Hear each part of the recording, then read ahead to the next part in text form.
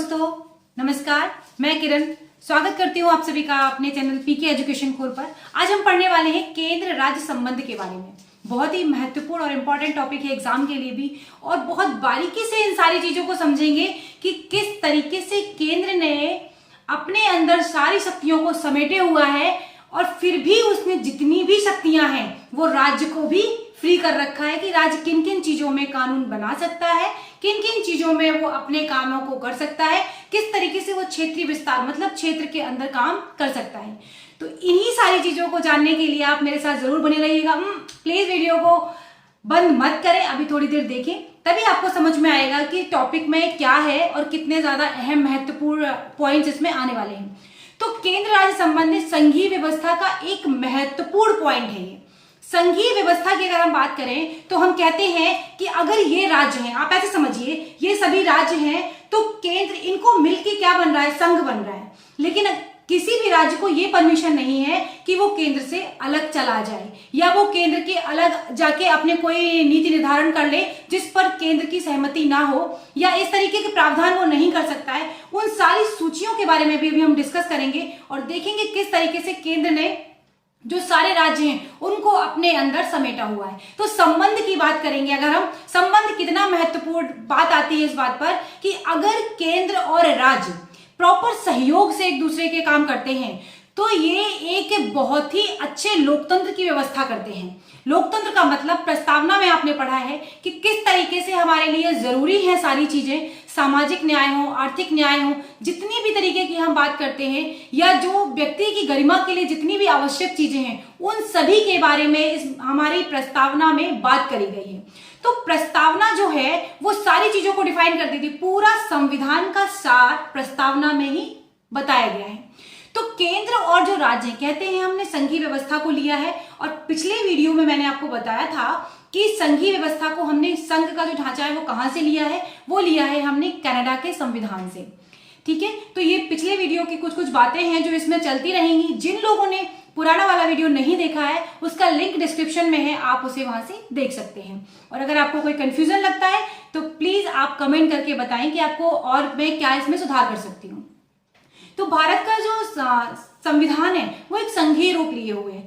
संविधान में क्या है, कार्यपालिका, विधायिका और केंद्र, इन सभी के बीच, कार्यपालिका हो, विधायिका हो, दोनों में केंद्र और राज्यों के बीच शक्तियों का विभाजन किया गया है। सबसे महत्वपूर्ण जो बात आती है वो यही आती है कि किस तरीके से केंद्र ने राज्य को शक्तियां दे रखी हैं कि, और जो संविधान है हमारा, केंद्र ने क्या, संविधान ने केंद्र को अलग शक्तियां दी हैं और राज्य को अलग शक्तियां दी हैं। किस तरीके से केंद्र अपनी शक्तियों पर काम करता है और किस तरीके से राज्य के पास जो शक्तियां हैं वो उनके तरीके से काम करता है। समान जो साधारण परिस्थिति है उसमें, विशेष परिस्थिति के बारे में हम आगे डिस्कस करेंगे। अभी वीडियो आप बने रहिएगा तो कंटिन्यू करेंगे, उसमें देखेंगे कि किस तरह से जो संघ है उसने राज्यों के साथ व्यवहार करता है और किस तरीके से उनको शक्तियों का विभाजन हमारे संविधान में किया गया है। तो अगर हम बात करें संविधान के भाग 11 में अनुच्छेद 245 से लेके 255, 245 से लेके 245 तक राज्यों और केंद्र के बीच विधायी शक्तियों का विवरण किया गया है। जो शक्तियां हैं वो तीन तरीके की हैं। जो केंद्र राज्य संबंध है उनमें तीन तरीके से शक्तियों का बंटवारा किया गया है। पहला है विधायी, दूसरा है प्रशासनिक और तीसरा है वित्तीय। तो तीन तरीके से विभाजन किया गया है। ये चीजें आपको ध्यान रखनी है कि कई बार एग्जाम में ऐसी ऐसी चीजें पूछ लेता है कि केंद्र राज्य संबंध में किस तरीके से बंटवारा किया गया है शक्तियों का। तो ये छोटे छोटे पॉइंट्स हैं जो पीटी के लिए बहुत ज्यादा इंपॉर्टेंट है। आपको इनको कहीं पर भी नोट्स बना के लिखने की बहुत ज्यादा आवश्यकता है, और जब आप इन्हें रिवाइज करेंगे तो आपको पूरा चैप्टर बहुत आसानी से क्लियर हो जाता है। तो मैंने बताया कि 245 से 255 के बीच केंद्र और राज्यों के बीच विधायी शक्तियों का बंटवारा किया गया है। लेकिन ये कई पहलू हैं इसमें, इन सारे पहलुओं को भी हम आगे देखेंगे। राज्य और केंद्र, जैसे कि मैंने बात करी सहयोग और समन्वय की, अगर जितना ज्यादा राज्य और केंद्रों के बीच समन्वय होगा, जितना ज्यादा विकेंद्रीकरण की बात अगर करें, जैसे कि प्रांतीय सरकारें या जो पहले के टाइम पर थी, अब हम स्वायत्त सरकारों की बात करेंगे। जैसे कि अगर बात करते हैं गांव स्तर पर पंचायतें, विलेज स्तर पर इन चीजों को अगर हम देखेंगे तो शक्तियों का जितना ज्यादा विभाजन होगा और शक्तियां जितना ज्यादा अपने अपने हिसाब से स्वायत्तता मिली होगी काम करने की, उतना ज्यादा लोकतंत्र हमारा क्या होता है, मजबूत होता है। संघीय सरकार जितने भी हमने संविधान में फीचर्स लिए हैं वो सब इसीलिए तो लिए हैं 60 देशों का अवलोकन करके, कि ताकि जितनी भी अच्छे पॉइंट्स हैं या जितनी भी महत्वपूर्ण चीजें हैं वो हमारे संविधान निर्मात्रियों ने उसमें सजो रखे हैं और पूरे तरीके से उसको डाला हुआ है। तो केंद्र राज्यों का अध्ययन मैंने बताया 3 तरीके से किया जा सकता है। पहला मैंने बता दिया आपको विधायी शक्तियां, दूसरा है प्रशासनिक संबंध और तीसरा है वित्तीय संबंध। 3 तरीके के संबंध है, एक बार मैं फिर से रिपीट कर रही हूं, विधायी संबंध, प्रशासनिक संबंध और वित्तीय संबंध। तो आज हम इस वीडियो में केवल और केवल विधायी संबंध के बारे में जानेंगे कि किस तरीके से ये केंद्र और राज्यों के बीच विधायी संबंध के बारे में प्रावधान हमारे कॉन्स्टिट्यूशन में किया गया है। तो देखिए, विधायी संबंध की अगर बात करते हैं तो केंद्र और राज्यों के संबंध जो विधायी है उसके बारे में मैं फिर से बोल रही हूं, 245 और 255 के बीच में बताया गया है इन सारी चीजों को। इसमें कुछ महत्वपूर्ण शक्तियां हैं जिनका बंटवारा किया गया है। अब बंटवारा देखें कि कुछ प्रावधान है जिसमें विधानमंडल पर केंद्र नियंत्रण लगाता है। अब किस तरीके से, क्योंकि हम जानते हैं हमारी संघीय व्यवस्था है तो झुकाव किसकी ओर है, केंद्र की ओर है।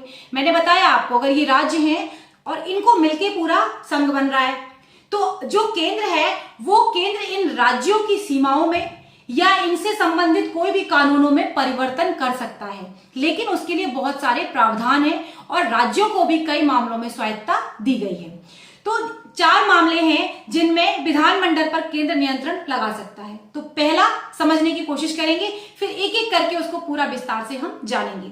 अगर आपको कई बार जो बुक की लैंग्वेज टफ लगती है या कुछ है, आपको समझना पड़ेगा। अगर आप हिंदी मीडियम से कोई एग्जाम दे रहे हैं, स्पेशली अगर यूपीएससी का, आपको पता है कि कितनी टफ हिंदी लैंग्वेज आती है, कितने टफ क्वेश्चंस होते हैं। अगर आप इन शब्दों को नहीं समझेंगे तो शायद आप प्रश्न को अटेम्प्ट ही नहीं कर पाएंगे, आपको समझ में ही नहीं आएगा कि क्वेश्चन आखिर कह क्या रहा है। तो आजकल ट्रेंड है कि हिंदी और इंग्लिश दोनों मिक्सचर करके बायलिंगुअल चीजें चलती हैं। लेकिन आप एक बात समझिए, जब आप मेंस में तो चलिए आप कुछ कुछ मिला के लिख देंगे, लेकिन जब क्वेश्चन आता है, क्वेश्चन समझना जरूरी है। क्वेश्चन के अंदर आपको एक समझ पैदा करना बहुत जरूरी है कि आखिर क्वेश्चन मुझसे पूछ क्या रहा है। आपसे कुछ पूछा गया है और आप अगर उस शब्द का सही से अर्थ नहीं निकाल पाए तो आपकी पूरी मेहनत, जितनी देर भी आपने वो क्वेश्चन लिखा है, वो सारी की सारी बेकार हो जाएगी। तो जितने भी टॉपर्स हैं, कई बार आता रहता है कि इन्होंने इस तरीके से आंसर लिखी, देखिए उन चीजों को, पुराने जो क्वेश्चन है उनको रिव्यू करिए, देखिए। जब तक आप उन चीजों में बहुत गहनता से नहीं घुसेंगे तब तक शायद आपको आपकी जो एग्जाम है आपका अधूरा रह जाएगा। आपको अच्छे से पढ़ना है, तभी चीजें बहुत अच्छे से क्लियर होंगी। तो अगर बात करें संसद और राज्य विधानमंडलों द्वारा बनाए गए किसी कानून पर क्षेत्राधिकार की बात अगर समझें तो संसद को यह अधिकार है कि वो किसी भी राज्य के क्षेत्रीय विस्तार में कमी कर सकता है, 2 राज्यों को मिला के एक राज्य बना सकता है। ये संसद के पास अधिकार है। संसद का अधिकार पूरे देश में किसी भी राज्य के ऊपर ये अधिकार है। लेकिन जो राज्य है, राज्य अपनी सीमा के अंदर, जैसे सपोज करिए ये राज्य है, तो ये अगर एक राज्य है तो ये अपनी पूरी सीमा के अंदर जो भी परिवर्तन करना चाहे ये कर सकते हैं साधारण परिस्थिति में। ये सारे परिवर्तन इसके ऊपर लागू होंगे। लेकिन अगर कोई विशेष परिस्थिति है तो उसके बारे में हम आगे जानेंगे। अदरवाइज संसद क्या है, इन सभी का मतलब पूरे जितने राज्य है उन सभी पर जो भी नियम बनाना चाहती है वो बना सकती है। विधायी शक्तियों का वितरण, किस तरीके से संसद अपने मतलब पूरे देश के लिए विधान बना सकती है और जो विधानमंडल है वो अपने राज्य के हिसाब से उन सारी चीजों को, कानूनों को बना सकते हैं। राज्य सूची के संबंध में संसद को कानून बनाने की शक्तियां हैं, उसके पीछे कुछ कुछ प्रावधान है, आगे देखते हैं कि उनमें क्या है। और चौथा है राज्य विधानमंडल पर केंद्र सरकार का नियंत्रण। जो राज्य की विधानमंडल है उस पर केंद्र सरकार का नियंत्रण कब कब होता है उस चीज को भी देखेंगे। तो अगर आपको लग रहा है कि आपके सामने कुछ लिखा नहीं है तो प्लीज वीडियो में जो मैंने डिस्क्रिप्शन में दिया हुआ है इसका लिंक, आप उसे खोल लीजिए और फिर आराम से वीडियो सुनिएगा, तो आपको बहुत चीजें समझ आ जाएंगी। या फिर आप मुझे सुनने के बाद एक बार वीडियो देख ले, एक बार आप लिंक ओपन करके देख लेंगे तो भी आपको बहुत सारी चीजें क्लियर हो जाएंगी।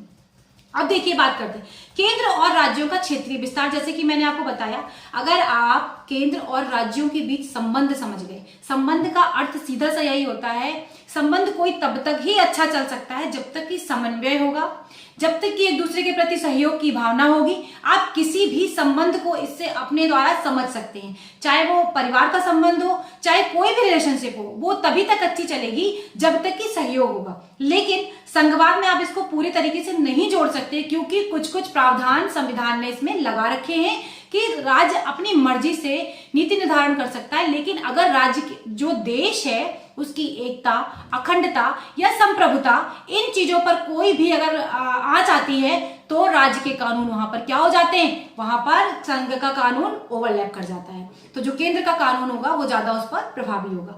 अब इसमें देखें केंद्र और राज्य विधान का क्षेत्रीय विस्तार, पूरा डिटेल में इसको देखते हैं।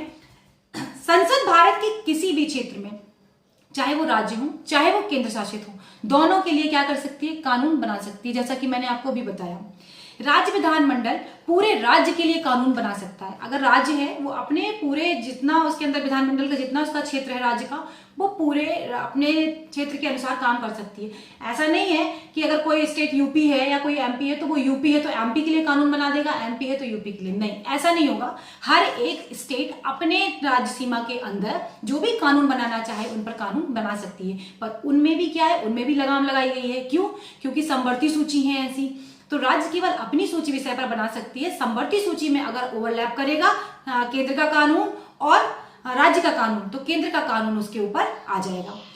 दूसरी बात है, राज्य विधानमंडल पूरे राज्य क्षेत्र के लिए कानून बना सकती है। मैंने आपको बता दिया, उसका कानून किसी बाहर के लिए एप्लीकेबल नहीं होगा, मतलब उस राज्य क्षेत्र से बाहर उसका कानून एप्लीकेबल नहीं होगा।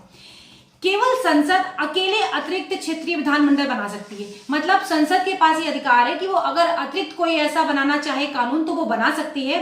पर अब उसमें भी क्या है, चाहे वो नागरिकों के लिए भी बना सकती है, चाहे वो नागरिक देश में रह रहे हो या ना रह रहे हो, या उनकी संपत्ति देश में हो या ना हो या बाहर हो, संसद इसके अकॉर्डिंग कानून बना सकती है। ये शक्ति भी संसद को ही प्राप्त है, ना कि हमारे विधानमंडल को। लेकिन कुछ कानून ऐसे हैं, जो मैं पॉइंट बताने जा रही हूँ, इसको बहुत ध्यान से सुनिएगा और ध्यान से समझिएगा। आप इसे एग्जाम में कहीं पर भी, जहां पर भी अपने नोट्स बना रहे हो, जरूर लिखिएगा।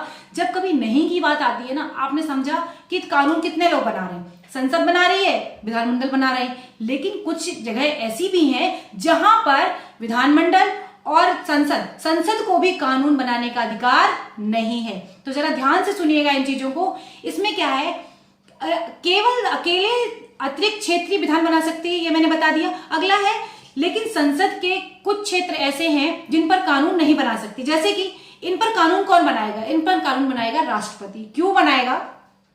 कुछ केंद्र शासित प्रदेश हैं, उनमें देखिए, इनकी उन्नति के लिए और अच्छी सरकार चलाने के लिए। अब ये बात क्यों आ रही है, तो इसमें क्या क्या है, इसमें 4 जगह हैं। देखिए कौन कौन सी हैं। इसमें है अंडमान निकोबार द्वीप समूह, लक्षद्वीप, दादर नगर हवेली और दमन दीव। ये 4 जो क्षेत्र हैं ये बहुत ही महत्वपूर्ण है, इनको ध्यान से समझिएगा। इन पर कानून संसद नहीं बना सकती है। इस पर कानून कौन बनाएगा? राष्ट्रपति कानून बनाएगा इस पर। लेकिन अब क्यों ये बात आई, क्यों राष्ट्रपति इन्हीं 4 पे कानून बनाएगा? तो देखिए, जब संविधान बना और जब हम स्वतंत्र हुए तो क्षेत्रीयवाद बहुत ज्यादा बढ़ रहा था, और जो ऐसी जनजातियां हैं जिन कुछ को हमने स्वायत्तता प्रदान कर रखी है। अब ऐसे कोई क्षेत्र हैं जहां पर उनकी संस्कृति को किसी भी ऐसे कानून बनाने से या किसी भी चीज से अगर लगता है कि उनकी संस्कृति इफेक्ट हो रही है या उनके अधिकार जो है वो कम हो रहे हैं, तो क्या है, वहां का जो राज्यपाल है उसको विशेष अधिकार होंगे। कुछ जगह पे राज्यपाल को और कुछ जगह पे राष्ट्रपति को ये अधिकार है कि वो वहां पर इस तरीके के प्रावधान कर सकते हैं। नियम चाहे राज्यपाल भी जैसे क्या करेंगे, अगर हम असम की बात करें तो असम में भी ऐसा ही है कि अगर कोई कानून बनाया गया तो वहां के राज्यपाल को ये अधिकार होगा कि अगर वो चाहे तो उस कानून को लागू करे, नहीं चाहे तो उसको नहीं भी लागू करे, या फिर कुछ संतुति मतलब कुछ संशोधन के तहत भी उसे लागू कर सकता है। तो ऐसा असम के साथ क्यों है? क्योंकि जब क्षेत्रवाद बढ़ रहा है, अलगाववाद को किसी भी तरीके से बचाया गया है। कभी भी जब हमारा कॉन्स्टिट्यूशन बना तो उसमें सबसे महत्वपूर्ण जो बात यही रखी गई, सबको सजो के चलना, सबको साथ लेके चलना। किसी भी जगह पर कोई भी राज्य आपस में कितना भी मतभेद रखते हो केंद्र के साथ, कई बार क्या होता है, जब सरकारें समान नहीं होती तो बहुत सारे मतभेद आते हैं, लेकिन हमारे संविधान ने बांध रखा है, कोई भी जो राज्य है वो अपनी मर्जी से ऐसे ही कुछ नहीं कर सकता है, ना ही अपनी मर्जी से किसी राज्य के साथ जा सकता है, ना ही अपनी मर्जी से किसी दूसरे देश के साथ वो अपने संबंध स्थापित कर सकता है। तो बहुत ये क्या है, ये सारी चीजें संविधान में पूरी निहित की गई हैं और संविधान ने बिल्कुल उसको पकड़ के रखा है कि भाई संघ जो ढांचा है उसको किस तरीके से हमें पालन करना है। तो मैंने जो बताया 4 क्षेत्र, ये बहुत इंपॉर्टेंट है एग्जाम के लिए। और कहाँ कहाँ कई बार क्या होता है, स्टेटमेंट वाइज क्वेश्चन आते हैं, आपसे ऐसे पूछ लेगा ऐसा कौन सा क्षेत्र है जहां पर अधिकार दिया गया है कानून बनाने का संसद को, राष्ट्रपति को, राज्यपाल को, उपराज्यपाल को, और नाम में आपको दे देगा कि अंडमान निकोबार द्वीप समूह पर जो कानून बनाने का अधिकार है वो किसके पास है। तो ये चीज आपको अगर क्लियर नहीं होगी, अगर आपने सिर्फ सतही तौर पर ही इसको देखा है तो शायद आप उतने अच्छे से इसका आंसर नहीं कर पाएंगे। अगर आपने थोड़ा पढ़ा होगा तो आप पक्का विधानमंडल और राज्यपाल तो नहीं लगाएंगे, लेकिन आप राष्ट्रपति और संसद में जरूर कंफ्यूज होंगे, तो आप शायद संसद ही टिक करके आएंगे। तो ये चीजें आपको थोड़ी सी ध्यान रखनी है कि एग्जामिनर किस तरीके से एग्जाम में आपके लिए क्वेश्चन रख रहा है। जब भी कोई क्वेश्चंस आते हैं, आप यूपी का पेपर उठा के देख लीजिए, जब भी क्वेश्चंस आते हैं कई क्वेश्चन बहुत कंफ्यूजिंग होते हैं और हर बार आयोग का ये नियम है 8 से 10 क्वेश्चन तो गलत होते ही होते हैं। भले कई बार बच्चे ऐसे होते हैं जिसमें 1-1, 2-2 नंबर करके ही उनका मतलब वो प्री से बाहर हो जाते हैं, नहीं जा पाते, वो प्री भी पास नहीं कर पाते, लेकिन इसके लिए किसे दोष दिया जाए, ये एक अलग ही मैटर है कि आयोग किस तरीके से काम करता है, क्या करता है। पर हाँ, फिर भी हम मान के चलते हैं कि 2-4-10 नंबर ऊपर ही रहते हैं तो बेहतर कंडीशन में होते हैं। तो ये चीजें तो आपको पता होना चाहिए किन चीजों पर राष्ट्रपति कानून बना सकता है। राज्यपाल को भी शक्ति दी गई है, आर्टिकल 371 के अकॉर्डिंग हम ये सारी चीजें देखेंगे आगे आने वाली वीडियोस में कि किस तरीके से राज्यपाल को भी ये शक्तियां दी गई हैं किसी विशेष क्षेत्र के लिए। कुछ संशोधन वहां पर वो करके नियम लागू कर सकता है या कुछ टाइम वहां पर नहीं चाहे तो भी लागू कर सकता है। तो मैंने जैसे असम का आपको एग्जाम्पल दिया है, वहां पर इस तरीके की चीजें हैं कि अगर चाहे वहां का राज्यपाल तो लागू करेगा, नहीं चाहेगा तो कुछ संशोधन के बाद वहां पर उसे लागू कर सकता। लेकिन कुछ और भी ऐसी जगह हैं जैसे कि मेघालय हो गया, त्रिपुरा हो गया और मिजोरम हो गया, यहाँ पर राष्ट्रपति को अधिकार है कि वो वहां पर कानून बना सकता है इस तरीके से। विधायी शक्तियों का बंटवारा बहुत ज्यादा इंपॉर्टेंट है। अब देखिए विधायी शक्तियां क्या है। विधायी शक्तियों की बात करें, 7वीं जो अनुसूची है, बहुत बार एग्जाम में यहाँ से क्वेश्चंस पूछे जाते हैं। अनुसूची में कई बार पूछ लेंगे कि संघ अनुसूची में कितने विषय हैं, मूलतः संविधान में कितने थे, या फिर राज्य सूची में कितने हैं, या फिर समवर्ती सूची में कितने, या फिर कई बार ये भी पूछ लेता है कि राज्य सूची से जो 5 विषय हटाए गए थे 42वें संविधान संशोधन के अंतर्गत वो कौन कौन से हैं। तो ये जो पॉइंट्स हैं ये बहुत ज्यादा इंपॉर्टेंट है। हो सकता है आपको लेक्चर थोड़ा बोरिंग लगे, लेकिन आपको एग्जाम क्वालिफाई करना है तो आपको इन सारी चीजों को समझना पड़ेगा, तभी जाके आपके पॉइंट्स जो हैं वो धीमे धीमे क्लियर होते जाएंगे। तो संविधान की 7वीं अनुसूची में केंद्र राज्यों के बीच विधायी शक्तियों का बंटवारा किया गया है। बिल्कुल स्पष्ट तौर पर बंटवारा किया गया है कि ये विषय संघ में है, सॉरी केंद्र में है, और ये वाले जो विषय हैं वो राज्य में है। तो इनमें अगर हम बात करें संघ सूची की, तो 3 तरीके की सूचियां हमारे पास उपस्थित हैं। एक तो संघ सूची हो गई, दूसरी हो गई राज्य सूची, तीसरी हो गई हमारे पास समवर्ती सूची। इनमें तो डिफाइंड विषय हो गए। अब एक बात समझिए, एक है अवशिष्ट शक्तियां या अवशिष्ट सूची। इसमें क्या है, जो तीनों सूचियों में जो विषय शामिल नहीं है वो किस में रखे जाएंगे, वो अवशिष्ट सूचियों में। अच्छा, उसके अंदर का जो नियम बनाने का अधिकार होगा वो भी होगा केंद्र को ही।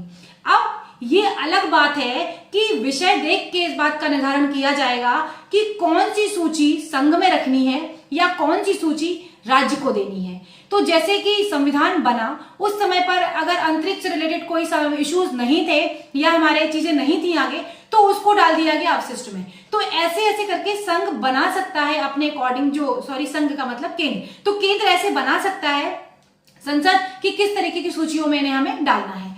तो आपको ये बात वैसे ही समझ में आ रही होगी कि संघवाद की ओर थोड़े क्यों झुके हुए हो, क्योंकि आप देखिए मूलतः संविधान में 97 विषय थे, 97 विषय, ठीक है। और जब संविधान बढ़ा, आगे बढ़ा, तो 100 विषय कर दिए गए। देखिएगा शक्तियां किसके पास ज्यादा होती जा रही हैं। फिर राज्यों के पास मूलतः संविधान में 66 विषय थे, 66 थे, इनको घटा के 5 कम करके यहां पे 61 कर दिए गए। ऐसा ही समवर्ती सूची में भी किया गया, समवर्ती सूची में भी विषयों को बढ़ाया गया। तो अगर ये चीजें हैं तो इससे समझ में आ रहा होगा, क्योंकि समवर्ती सूची में केंद्र का अधिकार ज्यादा है। अगर ओवरलैप करता है नियम बनाया हुआ केंद्र और राज्यों के बीच में, तो जाहिर सी बात है केंद्र का हावी होगा। तो ये जो सूचियां बनाई गई, ये पूरा का पूरा स्ट्रक्चर ही शक्तियों का विभाजन और इस तरीके से राज्य पर नियंत्रण लगाते हैं किसी न किसी तरीके से, या उनकी शक्तियों को थोड़ा सा कम करते हैं। केंद्र हमारा अधिक शक्तिशाली है। तो अब अगर बात करें संघ सूची की, संघ सूची में जैसे कि मैंने आपको बार बार बताया है 100 विषय इस टाइम पर हैं और मूलतः संविधान में 97 विषय थे। इसमें क्या है कि जैसे बड़े मामले, अब बड़े मामलों से अगर आप समझें, जैसे कि रक्षा का मामला, अगर देश पर कोई भी युद्ध की स्थिति आती है, या फिर आप मान लीजिए संचार से संबंधित कोई चीजें, या फिर रेलवे, बैंकिंग, इन चीजों के जो इनसे किसी से भी जिसके देश की संप्रभुता पर या एकता पर या अखंडता पर कोई भी प्रहार होता है या कोई भी चीज होती है, तो ये सारी चीजें किसके अंदर आएंगी? ये आएंगी आपकी केंद्र सूची के अंदर, मतलब संघ सूची के अंदर ये सारी चीजें आएंगी और इनके बारे में ही ये सारे विषयों को इसमें डाला गया है। सारे विषय तो आपको नहीं याद रह सकते हैं, बिल्कुल नॉर्मल सी बात है, लेकिन कुछ कुछ विषय जो बहुत महत्वपूर्ण हैं उन चीजों को आपको देखना पड़ेगा। अब एक बात समझिए, जैसे कि संघ सूची के विषय के बारे में मैंने बताया, अगर रक्षा का मामला किसी राज्यों के पास होता फॉर एग्जाम्पल, तो जहां पर भी इससे संबंधित बात आती कि रक्षा राज्यों के पास है, तो वो अपने अकॉर्डिंग या अपने जो उनकी सीमाएं हैं उनके अकॉर्डिंग वो निर्धारण करते, उन चीजों के बारे में सोचेंगे। तो फिर संघ का मतलब क्या रह गया? तो एक संघ ने पूरे राज्यों को पकड़ा हुआ है और वही सारे नियमों का निर्धारण कर रहा है किस तरीके से राज्यों को शक्तियां हमारे संविधान में दी गई हैं। अब आती है बात राज्य सूची की। राज्य सूची में 61 विषय इस समय पर शामिल हैं। मूलतः संविधान में मैंने बताया आपको 66 विषय थे, 66 विषय। अब अगर देखें तो पुलिस प्रशासन किसके अंतर्गत आता है? राज्य सूची के विषय के अंदर। सार्वजनिक व्यवस्था किसके अंदर आती है? राज्य सूची के अंदर। परिवहन, बाजार, मत्स्य पालन, ये जो चीजें हैं, स्वास्थ्य हो गया, कृषि हो गया, ये सारे के सारे किसके अंदर है? ये आते हैं राज्य सूची के पास। अब अगर हम बात करें समवर्ती सूची की, तो समवर्ती सूची में 52 विषय इस टाइम पर हैं और पहले कितने थे? 47 थे। तो जो इन्हें भी 47 से बढ़ा के 52 कर दिया गया। तो आपको समझ में आ रहा होगा ना किस तरीके से केंद्र की तरफ ही झुकाव है। इस सूची में क्या है? जैसे शिक्षा, अभी रिसेंटली आपने देखा होगा नई शिक्षा नीति जो बनी है, आप एक ऐसे समझिए, अगर राज्य कोई शिक्षा नीति बनाता और संघ ने कोई शिक्षा नीति बनाई केंद्र ने, तो जाहिर सी बात है जो केंद्र की शिक्षा नीति होगी वो उस पर ओवरलैप कर जाएगी राज्य वाले को। तो जिन लोगों ने नई शिक्षा नीति का वीडियो नहीं देखा है उसका लिंक डिस्क्रिप्शन में है, आप उसे वहां से देख सकते हैं और प्लीज कमेंट करके जरूर बताएं कि वो आपको वीडियो कैसा लगा। तो इसमें आप देखिए इसमें कौन कौन से मामले आते हैं। जैसे आपराधिक कानून हो गया, ये किसमें आया? समवर्ती सूची में। और क्या हो गया? वन, जंगली जानवर और पक्षियों की रक्षा, बिजली, श्रम कल्याण, सिविल प्रक्रियाएं, मतलब जो ऐसी चीजें हैं जो दोनों पर, इन पर कानून बनाए जा सकते हैं। जैसे शिक्षा है, शिक्षा तो राज्य के लिए भी बहुत इंपॉर्टेंट है और अगर देखा जाए तो केंद्र के लिए भी इंपॉर्टेंट है। तो ये जो दोनों के लिए बहुत महत्वपूर्ण टॉपिक है, इन चीजों को इसमें डाला गया। 42वें संविधान संशोधन के तहत क्या हुआ था कि 5, जिनको मैंने बताया 5 फैक्टर्स को हटा दिया गया था उससे। कौन कौन से थे? कई बार एग्जाम में पूछा गया है और ये पीटी के लिए बहुत इंपॉर्टेंट फैक्ट है, तो प्लीज इसे कहीं पर भी आप जहां चाहें वहां से नोट डाउन कर लें। जैसे कि शिक्षा हो गया, एजुकेशन, दूसरा हो गया वन, और हो गया नाप एवं तौल, और वन जीवों एवं पक्षियों का संरक्षण, वन्य जीव और पक्षियों का संरक्षण, और न्याय का प्रशासन। अच्छा, एक चीज मैं बताना आपको भूल गई, हमने जितनी भी शक्तियों का बंटवारा किया है लेकिन उसमें न्याय की शक्ति का बंटवारा नहीं है। तो अगर एग्जाम में कभी ऐसा पूछा जाता है, हमने सिर्फ 3 ही शक्तियों का बंटवारा किया है, विधायी, प्रशासनिक और वित्तीय। न्याय की शक्तियों का बंटवारा नहीं है। अगर चौथे ऑप्शन में न्याय का बंटवारा आता है या न्यायिक संबंध वाला आता है तो वो आंसर नहीं होगा। न्यायिक शक्तियों का हमने बंटवारा नहीं किया है। अब एक बात और आती है कि राज्य के क्षेत्र में, जो राज्य के क्षेत्र, संसदीय क्षेत्र, विधानमंडल, उसमें क्या क्या प्रावधान हो सकते हैं और क्या क्या चीजें हो सकती, कब वो केंद्र के नियंत्रण में आ जाएंगे। जैसे कि जब राज्यसभा एक प्रस्ताव पारित कर दे, मतलब किसी राज्य की जब राज्यसभा जो होगी वो एक कोई प्रस्ताव पारित कर दे। राज्यसभा क्या है? राज्यसभा सभी राज्यों के प्रतिनिधि तो होते हैं राज्यसभा में, तो राज्यसभा कोई ऐसा प्रस्ताव पारित कर दे, या फिर राष्ट्रीय आपातकाल लागू हो जाए। राष्ट्रीय आपातकाल लगाने की ये जो भी राज्य है, सपोज करो इसमें लगा या इसमें लगा, इसमें लगा, जिसमें भी लगेगा वो सीधा केंद्र के अंदर चला जाएगा। ठीक है। और राज्यों के अनुरोध की अवस्था में अगर दो या दो से अधिक राज्यों को ऐसा लगता है कि कोई विधान है, इस पर संसद को नियम बनाना चाहिए, तो क्या होगा, वो इस बात की सिफारिश कर सकते हैं राष्ट्रपति से कि इस पर कानून बनाए। लेकिन एक बात ध्यान रखिएगा, इस पर कानून राष्ट्रपति नहीं बनाएगा, बनाएगा कौन, संसद ही बनाएगी। अगला है अंतरराष्ट्रीय समझौतों को लागू करना। ऐसे कोई भी अंतरराष्ट्रीय समझौते हैं जहां पर केंद्र, मतलब तो क्या है, राज्यों की यहां पर नहीं चलेगी, क्या चलेगा, केंद्र का ही प्रतिनिधित्व रहेगा और केंद्र का ही चलेगा।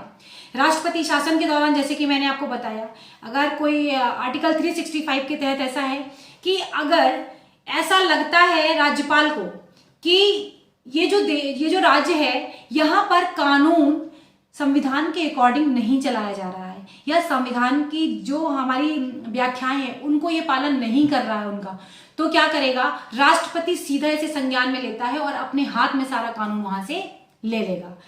और दूसरा क्या है, राज्य विधानमंडल पर केंद्र का नियंत्रण। तो राज्य के विधानमंडल पर क्या होगा, इसके बाद केंद्र का पूरा नियंत्रण आ जाएगा। तो ये था पूरा वीडियो। बाय बाय दोस्तों, अगले वीडियो में फिर मिलेंगे, तब तक के लिए नमस्कार, बाय बाय।